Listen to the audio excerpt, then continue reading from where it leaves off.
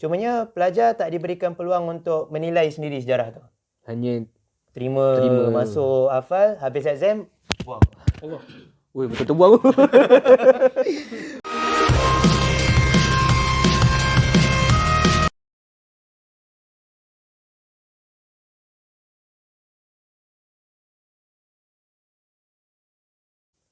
Assalamualaikum warahmatullahi wabarakatuh. Bertemu lagi kita dalam Mursyid Channel dalam slot Sembang Santai. Dan insya-Allah kali ni kali ni bersama kita adalah saudara Arif Burhan. Hai.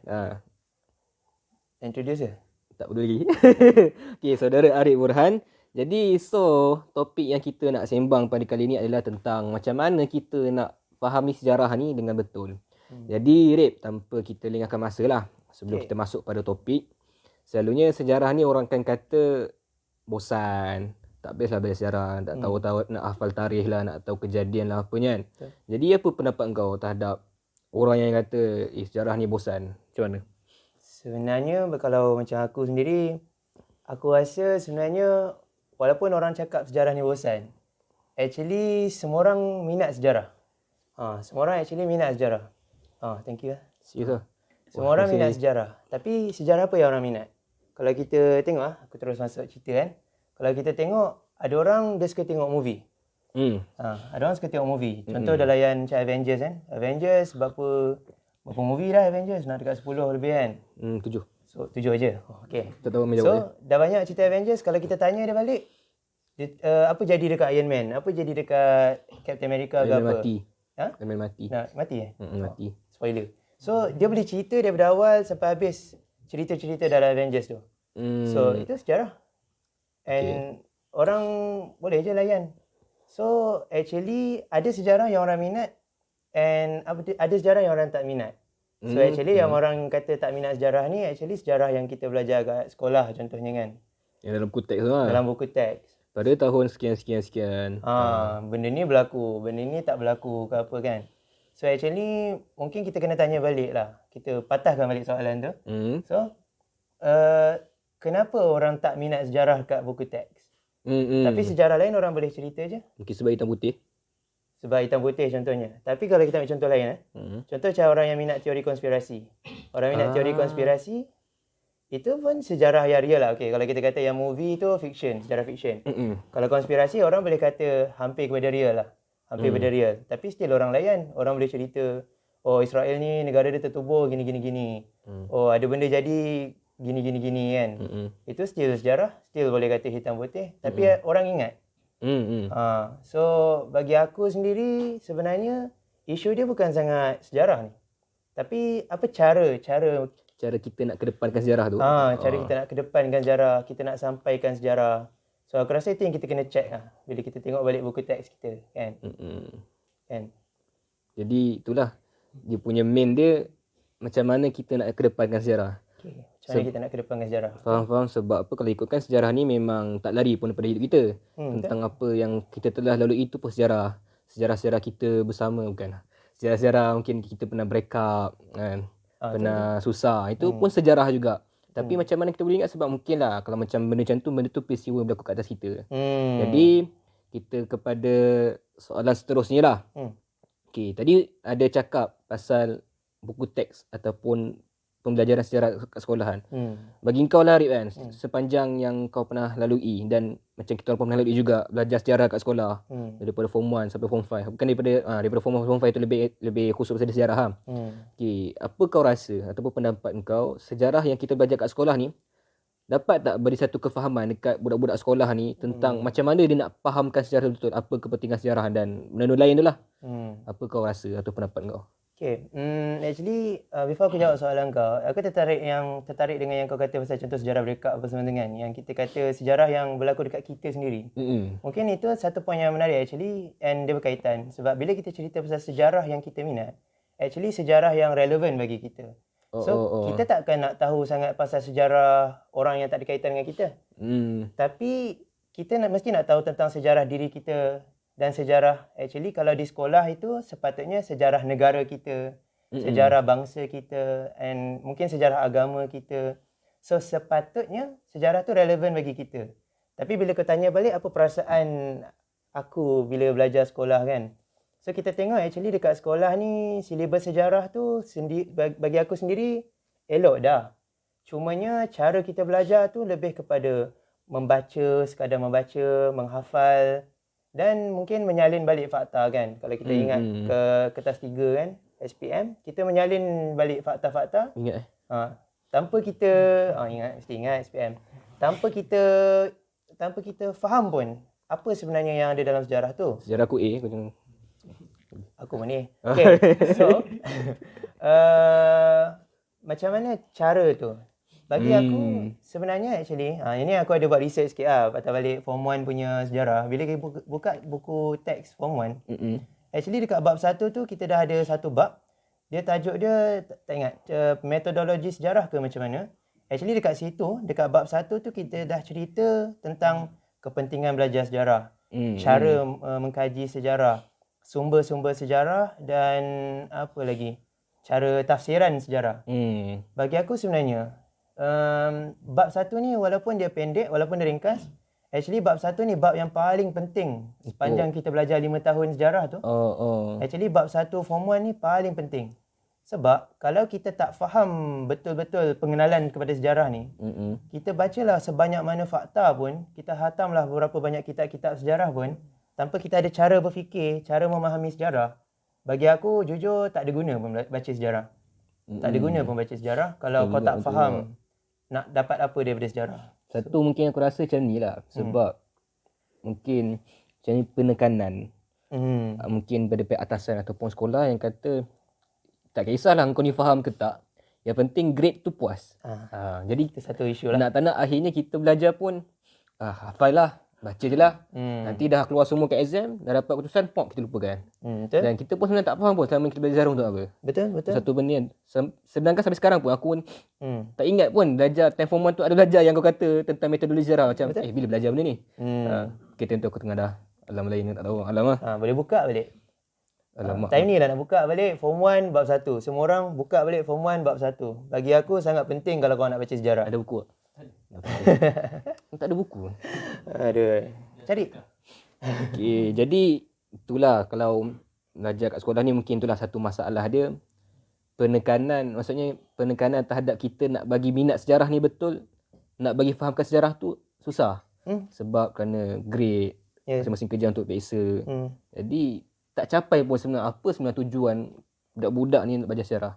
Jadilah sebagai mungkin kita punya main utama nak bincang ataupun sembang malam ni, macam mana caranya kita nak bagi seorang tu boleh faham sejarah ni macam mana, sehingga kan kalau dia baca sejarah tu dia fakta kena betul, cuma pemahaman terhadap sejarah tu bermasalah. Jadi macam dengan metodologi nak fahamkan sejarah tu, boleh terangkan sikit tak? Okay, so actually dalam sejarah sekejap kita minum dah. Orang dah buat air ni, kita minum dah. Betul juga. Tak setih Oh, kopi. Ini lidah Lutfi ya, manis.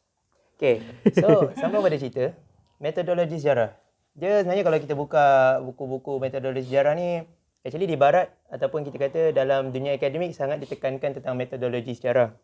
Dan specifically kita sendiri pelajar pengajian Islam, bagi aku kurang menekankan bab metodologi sejarah ni, cara memahami sejarah, manhaj memahami sejarah. So secara rumusannya kita boleh kata sejarah ni terdiri daripada fakta. Dan fakta ni kita kata perlu cara menapis fakta. So ada fakta yang betul, ada fakta yang salah. So itu first, kita mesti ada metodologi menapis fakta. Menapis fakta. Dan actually kalau kita kata pengajian Islam, benda tu dah ada dalam keilmuan kita bila kita kata ilmu hadis. Sebab kalau kita kata sejarah ni akhbar, dan khabar ini perlu melalui dipanggil tasbit, isbat. Isbat dan khabar mesti perlu melalui satu saringan yang sebenarnya ulama kita dah letakkan satu metodologi menyaring khabar. Betul. Okay. Dalam dunia barat pun ada juga. Dalam dunia barat pun diorang ada cara-cara verifikasi cerita-cerita, naratif, dokumen. So itu satu aspek fakta. Ada satu lagi aspek, lepas kita dah ada fakta-fakta yang betul, kadang-kadang kita ada fakta yang betul, tapi cara kita susun tu salah. Betul juga. Cara kita susun tu menyebabkan kesimpulan akhir kita cerita kita salah. Hmm. So itu satu metodologi lain. Metodologi membentuk naratif yang betul. So naratif ni kita kata naratif kan penceritaan.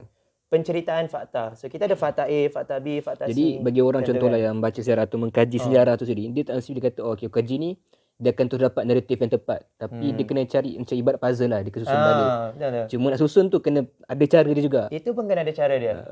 So kita bukan sekadar mencari kesahihan fakta, tapi kesahihan cerita kita tu. So cerita kita tu betul ke tak? Boleh bagi contoh je. Nak pas buku? Dua. Okay. Masih Hafiz, banyak buat kerja. Hakim mungkin Okay, so ini just contoh lah buku-buku akademik kan. So buku-buku ni nampak macam tebal lah. Tapi nampak macam tebal. Tapi sebenarnya kelebihan buku-buku ni, buku-buku yang tengok ni sejarah Islamic Gunpowder Empires. So cerita tentang sejarah Islam. Tapi orang barat ni diorang bukan sekadar cerita macam mana kita cerita. Oh, dia ni tokoh besar, dia ni kerajaan besar. Tapi diorang tengok setiap fakta tu dari sudut politik, ekonomi, sosial. Detail lah. Detail. And then dia susun tu sesuai dengan zaman. So dia tengok pula pada waktu ini, contoh Osmaniyah kan. Waktu Osmaniyah, macam mana hubungan dia dengan kerajaan di Eropah. Macam mana hubungan dia dengan kerajaan di China. Macam mana hubungan kerajaan India. Kalau aku nampak benda ni kurang lah ditekankan dalam pembelajaran sejarah kita sendiri kan. Sejuk. Aku rasa ni nice lah. Nice kalau kita boleh fokus kat benda-benda macam ni. Ya. Lagi ada selain pada tu tentang metodologi sejarah, nak fahamkan sejarah. Okay. Kalau kita tengok, actually ada beberapa lah cara approach sejarah ni. Antara yang bila kita cerita pasal minat sejarah kan orang kata sejarah ni bosan. Sebenarnya antara penceritaan sejarah yang paling menarik, yang paling boleh menarik minat adalah heroism. Heroism ni actually kita dah lama dah pakai dalam sejarah Islam. Bila kita angkat seorang tokoh and kita cerita pasal dia and memang angkat dia lah. Contohnya kita ada Salahuddin Ayyubi, kita cerita pasal Salahuddin, pembebasan Palestin ataupun Tariq bin Ziyad, Andalusia. So sejarah heroism ni dia bagus untuk menarik minat orang. Tapi dia ada satu sudut negatif. Iaitu kita tak akan detail tentang konteks masyarakat. Dia tak menyeluruh lah. Sebab kita akan nampak pada satu sudut tokoh tu je. Tanpa lihat pada aspek-aspek lain. So sebab tu kita ada lagi satu naratif. Lagi satu metodologi. Iaitu yang kita cakap tadi lah. Contoh macam dalam buku ni, kita memang tengok konteks masyarakat sendiri. Politik macam mana, sosial macam mana, ekonomi macam mana dan lain-lain, pendidikan. Contoh bila kita cerita pasal kerajaan Osmaniyah. Kalau kita cerita sesama orang Islam, apa yang orang tahu pasal kerajaan Osmaniyah? Baik, sebaik-baik kerajaan. Pembuka Konstantinopel. Muhammad Al-Fatih. Tapi kalau di barat, diorang kaji. Macam mana kerajaan Osmaniyah ni daripada satu puak, orang kata puak nomad lah dekat kawasan diorang puak nomad, tak ada tempat, diorang boleh bina satu kerajaan. Apa hubungan diorang dengan kerajaan-kerajaan tempatan lain? Macam mana sistem pewarisan diorang? Macam mana sistem percukaian diorang? Macam mana sistem ekonomi diorang? Yang ni jarang lah kalau kita nak dengar sesama, kalau geng-geng kita pengajian Islam nak sembang, jarang dengar. So ramai je kalau kita pun atau ustaz-ustaz kita pun, sorry lah cakap. Tapi dia menceritakan satu sudut sahaja daripada aspek-aspek sejarah dalam contoh kerajaan Osmaniyah tu sendiri. Yang lagi cerita macam mungkin dia naik heroism tadi tu kan. Tentang Sultan Fatih, kebaikan dia punya macam mana dia punya hebatnya dia. Tapi tentang faktor sebelum, faktor selepas apa yang berlaku dalam kerajaan dia. Mungkin dark side, sisi buruk yang berlaku kita tak nampak. Betul. Sehingga kan satu tahap macam kita terlampau mengagungkan yang dikatakan sebagai Khalifah Utsmaniyah tu. Betul. And yalah banyak sebenarnya bila sebut dark side kan, banyak sebenarnya aspek-aspek tentang kerajaan Utsmaniyah ni yang ramai yang mungkin takut untuk angkat. Contohnya sentimen orang Arab sendiri. Orang Arab hatta di Mesir, time kita belajar Islam dulu, kita perasan kenapa dia macam agak anti pada kerajaan Utsmaniyah. Sebab dari satu sudut, daripada awal lagi, kalau kita tengok sejak mungkin daripada buku Tarikh Khulafa Imam Suyuti, diorang mungkin tak mengiktiraf pun Utsmaniyah tu sebagai satu khilafah. Sebab bagi diorang khalifah tu mesti Arab. So benda-benda ni kita jarang dengar. Macam mana konflik antara Arab dan Turki yang actually membawa kepada kejatuhan kerajaan Utsmaniyah sendiri. So ini sejarah yang yalah kadang-kadang kita dengar dalam teori konspirasi. Tapi sebenarnya dia ada sudut akademik dia juga yang bagi aku lebih elok untuk kita approach daripada sudut akademik. Daripada kita sekadar main teori konspirasi kan. So bagi aku sejarah ni menarik. Serius menarik. Siapa contoh minat politik, ada sudut politik dalam sejarah. Siapa minat ekonomi, ada sudut ekonomi. Dan siapa minat agama pun, memang ada dia punya aspek dalam sejarah. Yup. So pelik kalau kita kata sejarah ni bosan. Mungkin dia yang tak tahu apa sejarah yang nak dibaca. Kan. Betul juga. Hmm. Jadi tadi tentang metode sejarah. Pertama, ada ni lah penapisan fakta. Itu pertama. Yep. Kedua, susunan naratif. Ya. Ketiga, ada kata tentang heroism. Ada tambah lagi? Apa lagi cerita? Mungkin boleh tambah, mungkin macam kita komen lah sikit tentang yalah silibus Malaysia kan. Mungkin kita boleh suggest, kita sekadar boleh suggest lah. Tapi penekanan diberikan lebih kepada metodologi berbanding isi sejarah. So kita bukan melatih pelajar untuk menghafal sejarah, tapi kita melatih pelajar untuk menilai sendiri sejarah, untuk aplikasi sendiri metodologi sejarah. So katakanlah sekarang ni 1% metodologi, 99% fakta. Mungkin kita boleh seimbangkan 50% metodologi, 50% fakta. Sebab bagi aku sejarah yang diajarkan di Malaysia di sekolah sangat-sangat bagus. Sejarah Malaysia, sejarah identiti, Persekutuan Tanah Melayu dan sebagainya bagi aku sangat bagus. Cumanya pelajar tak diberikan peluang untuk menilai sendiri sejarah tu. Hanya Terima. Masuk, hafal, habis exam, buang. Ui, betul-betul buang. Sorry technical sikit. Betul-betul buang. So bagi aku kita kena tengok balik lah benda tu. Mungkin siapa yang ada autoriti boleh bincangkan balik lah pembelajaran dalam sejarah. Sebab sekarang ni student kita nampak sejarah, diorang tak faham kenapa kita belajar sejarah. So actually sangat penting sejarah ni, sangat penting. Jadi itulah kot serba sedikit tentang kita nak faham metodologi sejarah, macam mana kita nak faham sejarah, macam mana cara kita nak belajar sejarah, faktor-faktor ataupun macam mana kita nak tarik minat diri kita ni nak belajar tentang sejarah. Sebab sejarah ni memang takkan lari pun pada hidup kita. Setiap masa akan ada berlaku sejarah. Benda yang lepas semalam, beberapa minit kemudian tu, bukan kemudian, sebelum tu adalah sejarah kita sendiri. Jadi sebagai penutup lah sebelum kita nak habiskan ni, ada tak berapa satu dua kata ataupun nasihat sebulan? Okay, so kepada semua peminat dan penonton Mursyid Channel,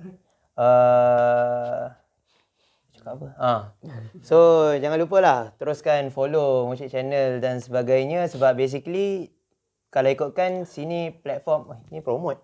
Ni nanti cancel lah edit. Nak cakap apa? Sebulan tadi yang kau cakap tadi. Okay. Ni boleh edit semua kan? Boleh. Okay, nice. So basically jangan rasa sejarah membosankan. Cuba cari apa benda, apa pengajaran atau apa aplikasi yang kita boleh dapat daripada sejarah, dan jangan malas lah baca sejarah. Teruskan membaca sejarah dan baca specifically metodologi sejarah. Itu juga. Itu je. Okay, jadi sebelum kita nak tutup lah, kalau lah nak tahu sikit tentang sejarah dan sebagainya, macam mana nak belajar sejarah, nak faham sejarah, mungkin boleh follow saudara kita Arif Burhan dekat FB. Apa nama FB? FB Arif Burhan je. Arif Burhan. RIFBURHAN. Arif Burhan. Jadi boleh follow dia. Boleh, tapi sorry lah, dia kena add friend lah. Tak boleh, dia bukan page kan. Jadi kena add friend Arif Burhan dan siasa follow apa yang dia punya update tentang sejarah dan isu-isu semasa. Jadi sebagai akhir kata, jangan lupa untuk like, subscribe, share dan komen video ini. Assalamualaikum.